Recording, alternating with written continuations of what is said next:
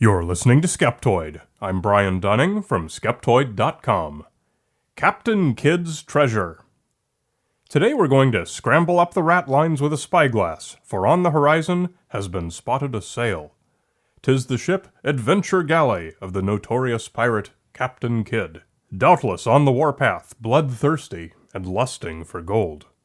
We'll fall off a point and run out the stuns'l booms, and should we live to see the morrow, we may get our own chance to hunt for his legendary buried treasure. For no pirate tale has gripped the modern public's attention like that of Captain Kidd. There are only a few problems with it. It seems that Captain Kidd's actual history and today's legends of buried treasure may have almost nothing in common. But let's see what history tells us, and see if we can in fact find a bounty of buried gold. In order to understand where any great treasure hidden by Captain Kidd may have come from, we should take a look at his professional career to see where and when he may have been in possession of large hoards that required hiding. William Kidd was born in Scotland in 1654. In his early 20s he moved to New York City, which, even in those early days, was still the third largest city in the British Empire. It's not very clear what he did there, as it's recorded that he worked as an apprentice seaman on various pirate crews, but also that he became well known in high social circles, two things that don't go together very well. About the age of 35, he took his first command as captain, commissioned by the governor of the English island of Nevis as part of a small fleet to attack French ships, taking his pay from whatever spoils he might gain along the way. He found reasonable success at this, and there are any number of times during his voyages up and down the New World's eastern coast that he might have had a fair-sized booty on board. During all this, he still made his residence in New York, and married a very wealthy woman. Kidd scarcely needed a risky career as a privateer.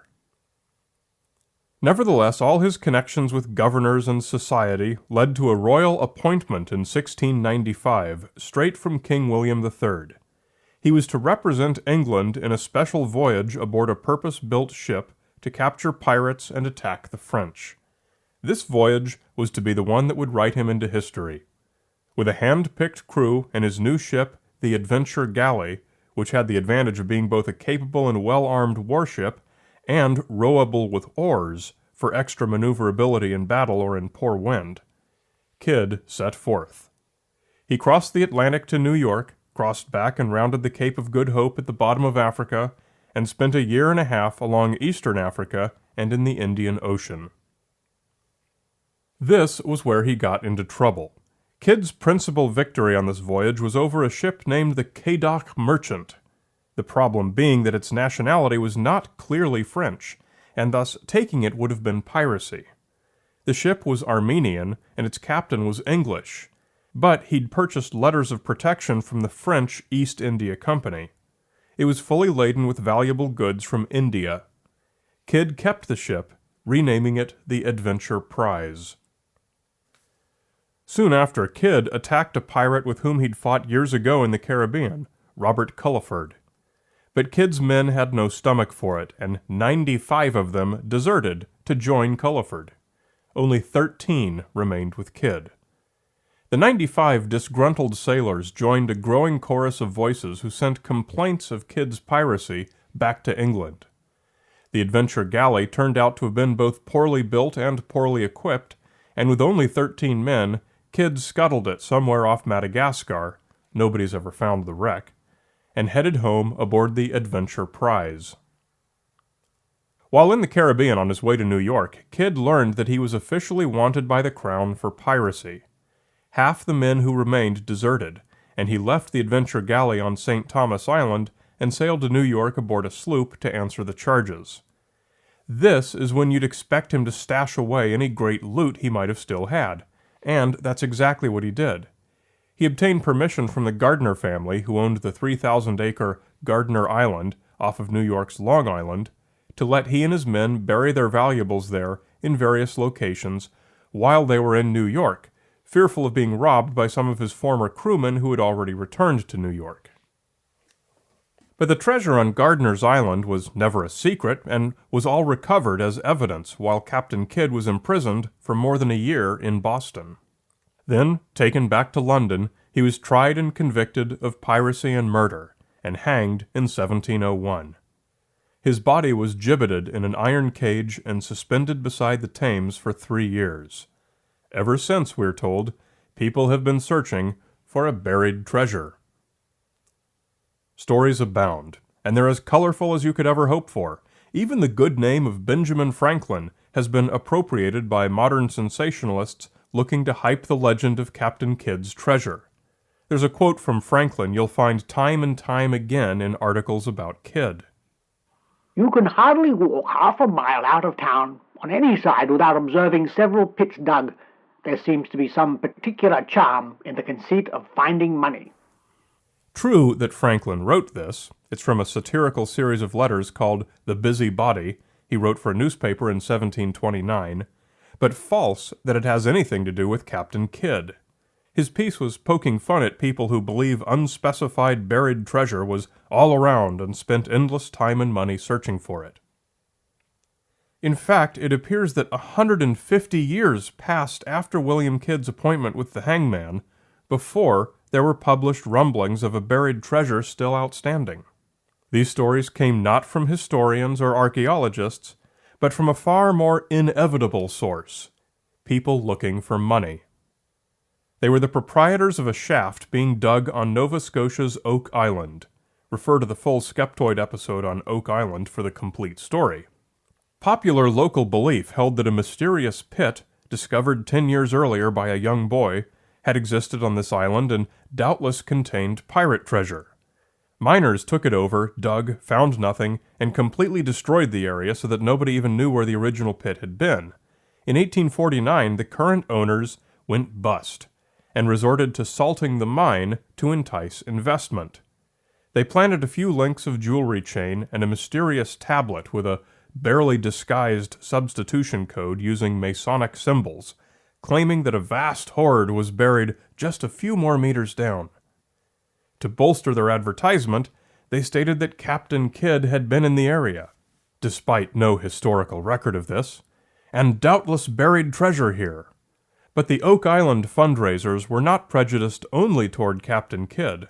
Other piratical names dropped to potential Oak Island investors included Henry Morgan, Edward Teach, Blackbeard, and Sir Francis Drake. And since that day, local traditions and tourism boards have sprinkled Captain Kidd's alleged buried treasure so liberally over the United States eastern coast that there's no longer any pretense of any historical foundation. A fair specimen is Hangout New Jersey, a travelogue section on the state of New Jersey's official website. They cite 6 different locations where Captain Kidd's treasure is, quote, said to be buried on New Jersey's coast, not one with the slightest historical support. A lot of these sources say that Captain Kidd claimed to have buried 40,000 pounds of treasure, that only 10,000 pounds was recovered, and that it's believed he actually buried 400,000 pounds. I was intrigued. It turns out there's quite a lot of published text from the days of Kidd's trial, including numerous statements written by Kidd and others, as well as the transcripts of the court proceedings. I searched through them looking for such claims. 10,000 is the value, given at the time in English pounds, of the goods buried on Gardiner Island by Kidd's party, which was recovered and sent back to England along with Kidd as evidence in his trial. 40,000 was the value, in Indian rupees, of the ship Quedagh Merchant.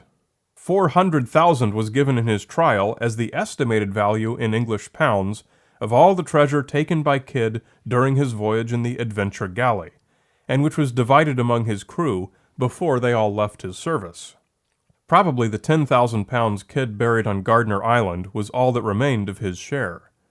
I found no evidence that Kidd himself ever claimed to have buried 40,000 pounds, 400,000 pounds, or any treasure at all, other than the Gardiner Island stash. It all appears to be just more made-up and exaggerated nonsense to sensationalize the story for public consumption. And the tradition continues. The latest bit of Captain Kidd to hit the news came in May of 2015, when underwater explorer Barry Clifford announced he'd found the wreck of the Adventure Galley and a 50-kilogram bar of silver just off of Madagascar's island of Sainte Marie. The discovery spread like wildfire across science publications like Smithsonian and Discovery News. Was it true? No, it was more sensationalism. It turns out the History Channel funded Clifford's hunt based on Clifford's long-standing belief that he'd discovered the Adventure Galley, and the announcement was largely a promotion for their TV show. It included an elaborately staged presentation of the silver ingot to Madagascar's president, all for History Channel's cameras. Afterwards, UNESCO sent researchers to validate the find and discovered that it wasn't a shipwreck at all, merely a piece of an old wooden dock, and that the silver bar wasn't silver either, it was lead, an unremarkable lump of ballast from some old unknown ship. This is why historians and other scientists validate before they publish. Appreciate history and its colorful characters for who and what they are. There truly is no need to invent false histories or to attach stories to people and places, selling vacation spots or attracting tourism dollars notwithstanding. It's entirely possible that Captain Kidd did leave some buried treasure somewhere that went unrecorded and unrecovered by his friends or his enemies, but not very likely. Even as he was headed for the gallows, Kidd had ample opportunity to give information to his wife or anyone else he wished to enrich. The lack of credible evidence for such a stash is not surprising, given that there don't seem to have even been any rumors about it until a century and a half after his death. So, rest in peace, Captain, and know that if you did hide anything out there, it's probably going to rest just as well. You're listening to Skeptoid, a listener-supported program. I'm Brian Dunning from Skeptoid.com.